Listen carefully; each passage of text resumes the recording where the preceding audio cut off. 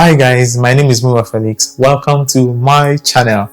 And the topic I'll be talking about today is something that I'm very glad to make because I know that it will be meeting the pain point of many people, because I've also been in that shoe before. I've been in that situation before, and yes, I understand what it takes to be in such situation, and yes, that's why I'm addressing this topic today. So if you're planning to study abroad, abroad meaning somewhere in North America, probably United States, precisely the United States and Canada, or somewhere in Europe, then this is the video you should be watching. So I encourage you to consider subscribing, liking this video, and please sharing it with people that you think might find this helpful.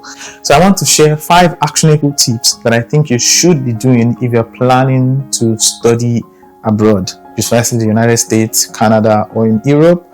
Then I think you should be doing these 5 things. I'll get right into it after this rule.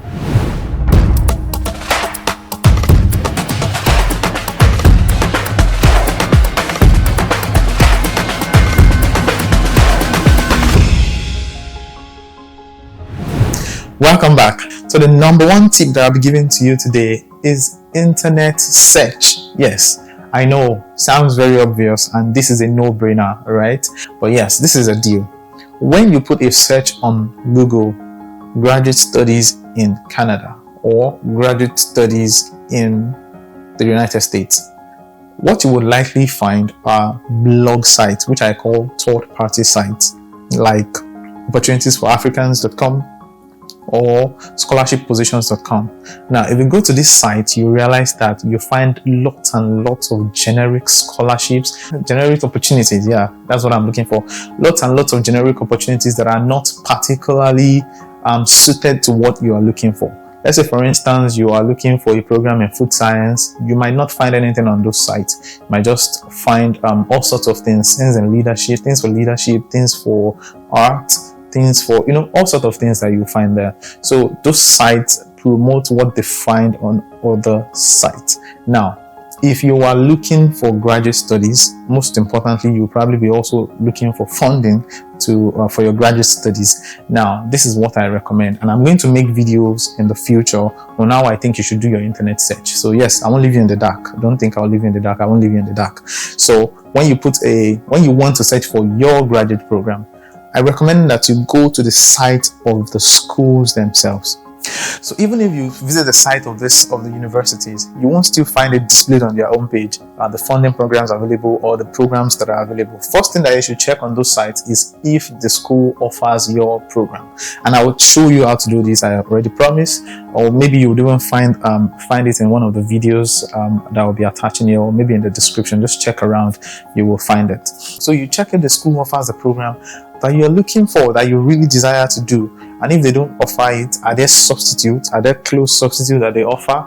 And after you find that, then you go ahead to the particular department to check for academics, and then you go to the particular department site for that program, and then you go to faculties to go and look for their professors. When you go to the faculties and look for their professors, this is when you start messaging professors. You find their contacts there. You find some of them, you even find their resume, and then you use that to generate a very good introductory email explaining who you are, and very concise as well, and then telling them exactly what you want and what you are looking for if they can offer it.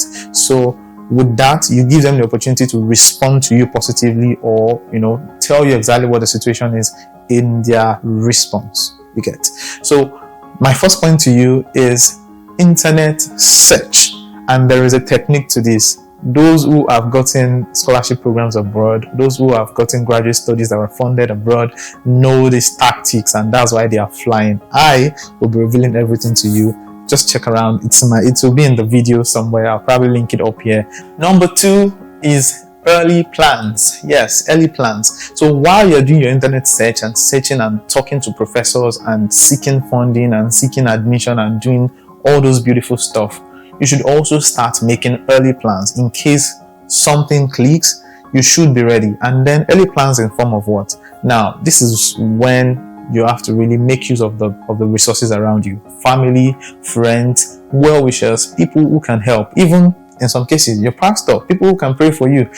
Tell them what you're doing, people that you can trust. Tell them what you're doing. Tell them what help you will be needing in future if things click for you. Tell them how you would be needing them. Yes. In some cases, you need your family to help you. You need probably your parents to support you financially. Some of them moral support, some of them spiritual support. The point is just that it is such a big step in your life to leave your country and go to another country to study it's very difficult to do that without the support of the most important people in your lives, in the form of friends and families. So start making early plans. Early plans include finance. Even if you get funding abroad, even if you get funding in any university, you would still need support from your family. Let's say, for instance, you're not working, you're not making money yet, or something like that. You would need support from your family. You will need them to help you.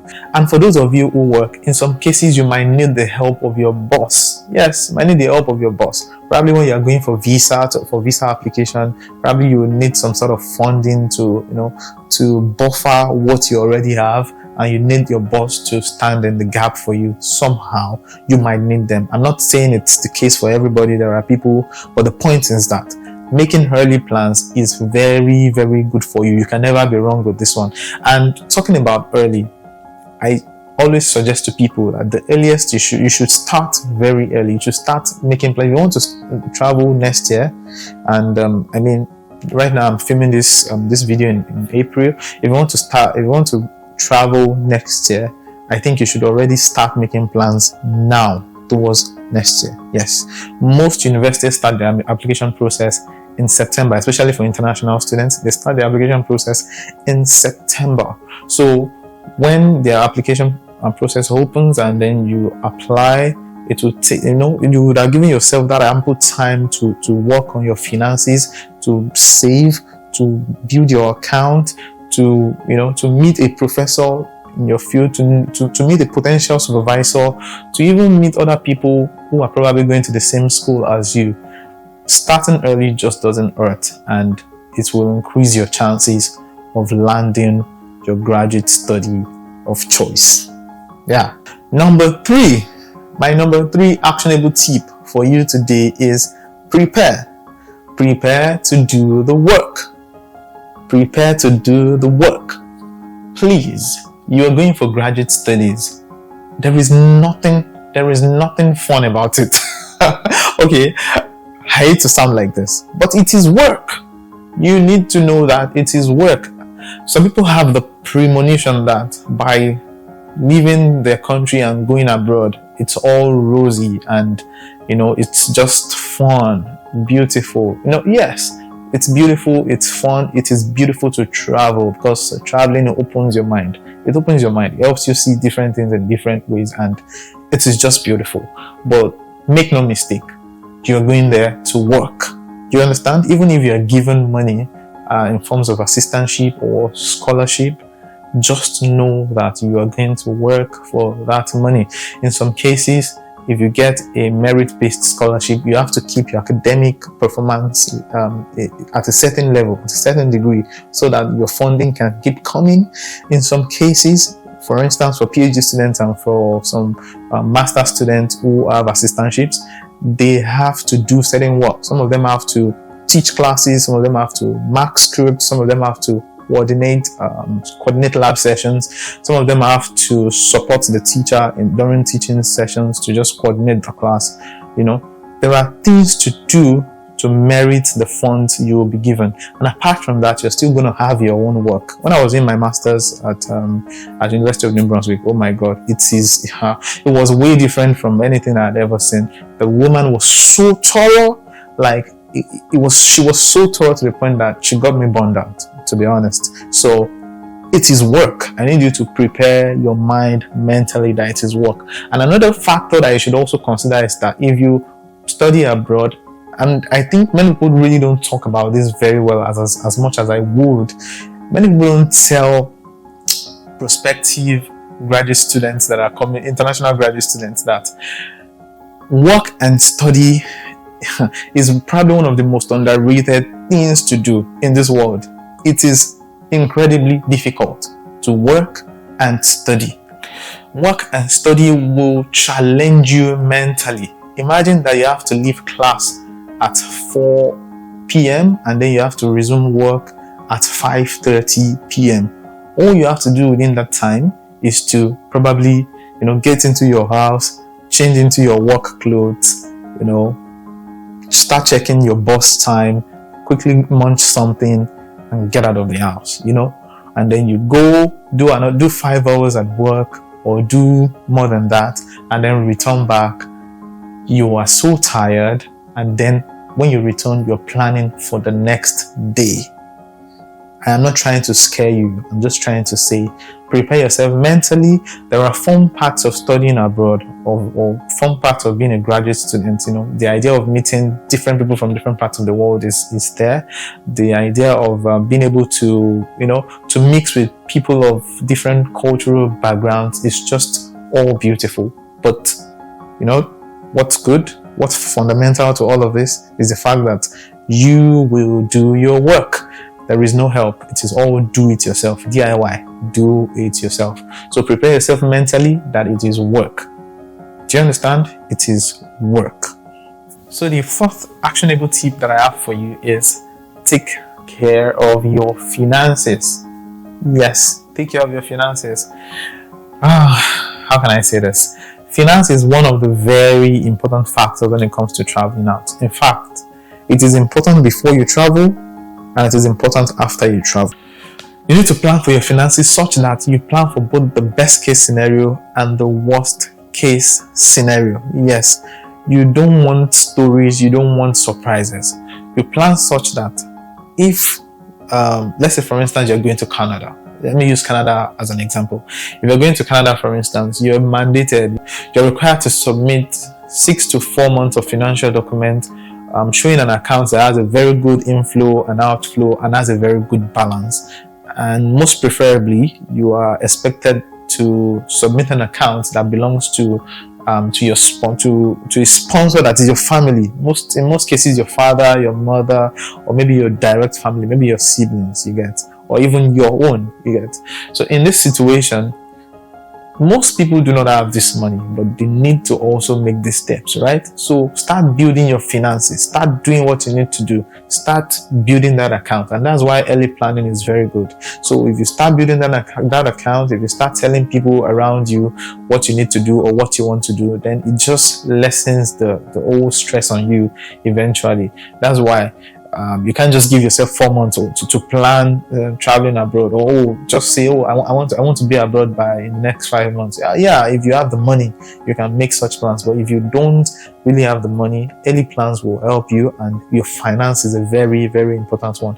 And then when you're planning for your finances, one thing that you should also take note of is when you are there. What if your scholarship or your graduate what if your scholarship or your funds, the funds you are hoping to get, doesn't come early? What if you get stranded by one reason or the other? Do you have a backup at home? These are things that you need to prepare for. So if it's your family that is supporting you, or if it's your work that is sending you there, these are things that you should probably put in place. That in the worst case scenario, if this happens, I want to be able to fall back on this fund. I particularly have an experience in this area, and maybe in future videos I'm going to talk about this. But the point is, you need a financial backup. So finally, to the last one, I'm just going to do a quick recap of all the points that I have mentioned so far. So the first point that I mentioned was internet search. The second one that I mentioned is early plan. And the third one that I mentioned is prepare to do the work. And the fourth one is prepare your finances. And to the fifth one, which is a very important one, your God factor. If you know me very well, you know that everything that I give you, I make sure that this is a point on it. Your God factor is very important. See, God rules in the affairs of men. Yeah, and He gives it to whoever He so wishes. I know I'm paraphrasing, but I'm going to put that Bible verse in Daniel. I'm going to put it somewhere around there. So, God rules in the affairs of man. The truth is, the heart of kings, the heart of chiefs, the heart of professors, the heart of visa officers is in the hands of God. God owns every single thing, so you can move pieces around. Just In the place of prayer, you can move pieces around to work in your favor. You can invoke favor. You can invoke grace, so that in places where your legs cannot get to, God can work for you there. Yes. And I'm saying this with my chest. God works wonders. Favor works. Mercy works. Invoke the principles of these things, of this spiritual phenomenon, and you will be so shocked. So don't joke with your God factor. Start putting things in the hands of God. Even right from the time that you're searching, even you would realize that God would direct your steps on the internet. Even while you're searching, God will just lead you in directions, lead you to places, and you begin to find things you need very easily. You begin to find the things you need very easily. So please, it would begin to bring people into your space that will help you as well. You understand? So don't joke with it. Don't joke with it at all. Use it to your advantage. Use it to the fullest. And these are the 5 actionable tips that I have for you as regards studying abroad. I hope that these tips help you. I hope that you imbibe them into your life. I hope that you find them helpful. If you do, please consider subscribing to my channel. That's the big red button down there. Click on the notification bell as well, so that when I upload a new video, you are the first to be notified. And as well, please like this video so that YouTube can recommend it to people with the same kind of demography as yours. This would be your way of supporting me. This would be your way of supporting what I do. I'm just starting out, and yes, I'm enjoying this journey so far. So until I come your way again, I'm grateful that you've taken time to watch this. Thank you so very much. Happy planning.